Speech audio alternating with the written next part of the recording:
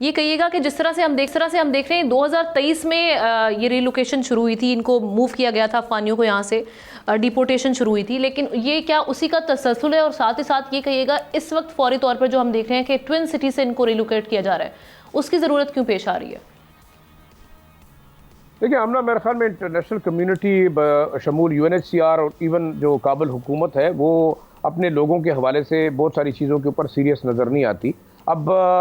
یہ جو ریفیوجیز ہیں، 3 قسم کے یہاں اس وقت ریفیوجیز ہیں پاکستان کے اندر۔ ایک وہ ہیں جو کہ افغان سٹیزن کارڈ ہولڈر ہیں، وہ تقریباً ان کی تعداد 7 لاکھ کے قریب ہے۔ ایک ہمارے پاس ہے POR ہولڈر، جو proof of registration card holder ہیں، ان کی تقریباً 1.4 ملین تقریباً تعداد ہے۔ غیر قانونی طور پہ تقریباً 3 سے 4 ملین افغان ریفیوجیز ہیں، وہ اس کے علاوہ ہیں۔ اب میرے خیال میں جو رجسٹرڈ ہیں وہ تو ایکسیپٹیبل ہے کہ یہ لوگ پاکستان کے اندر 2 ملین کے قریب ہیں۔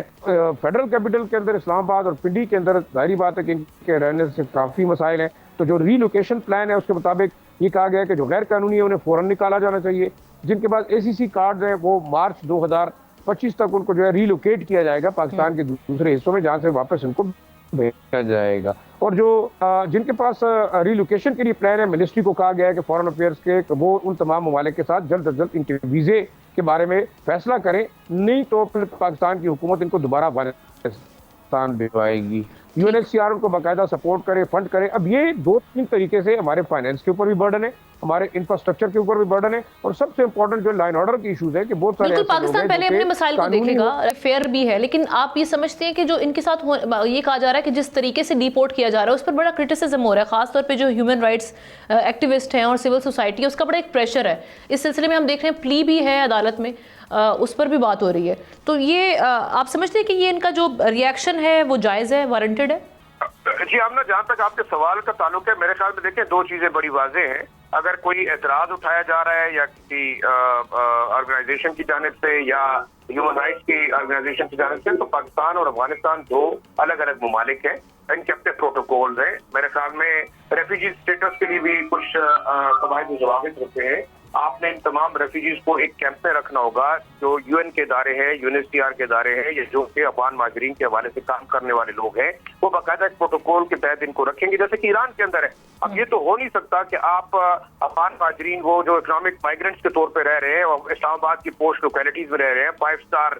ہوٹلوں کے اندر ان کی رہائش ہے، اور وہ آرام سے دندناتے پھر رہے ہیں۔ اب دنیا کا کوئی ملک اس طریقے سے پاکستانیوں کو بھی اجازت نہیں دے گا، بلکہ امریکہ خود نہیں دے رہا۔ لیکن 8000 لوگ ہیں، اتحادی اقوام کے لیے انہوں نے جنگ لڑی، تو وہ کیوں جو ہے اس وقت ان کو واپس جو ہے وہ ری لوکیٹ کرنے کے لیے اقدامات نہیں اٹھا رہے؟ دوسرا، اس وقت اگر دیکھیں کابل کے اندر دعویٰ کیا جا رہا ہے کہ بڑی ایک زبردست قسم کی حکومت آ گئی ہے طالبان کی، اسلامی امارت نے جو ہے امن قائم کر دیا ہے، وہاں پہ ڈیولپمنٹ ہو رہی ہے،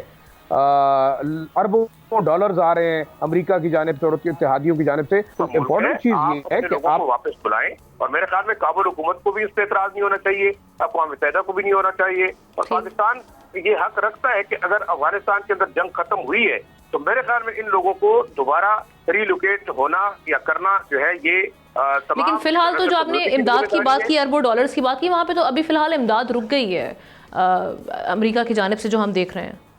دیکھیں امداد تو ٹیمپریری طور پہ ظاہری بات ہے، جب ٹرمپ انتظامیہ نے اعلان کیا کہ ان کے قیدی ان کے پاس ہیں، ان کا اسلحہ ان کے پاس ہے، اور دوسرا ایک سوال یہ اٹھتا جا رہا ہے کہ جب جس ملک کے اندر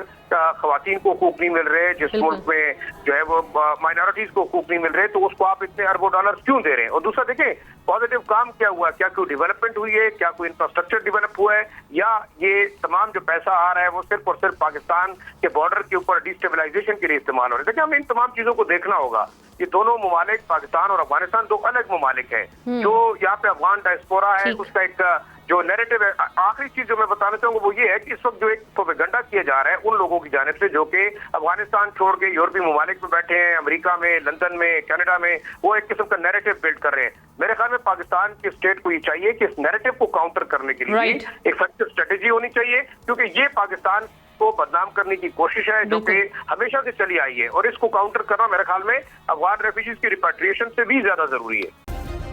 سبسکرائب کریں اور بیل دبائیں تاکہ کوئی خبر رہ نہ جائے۔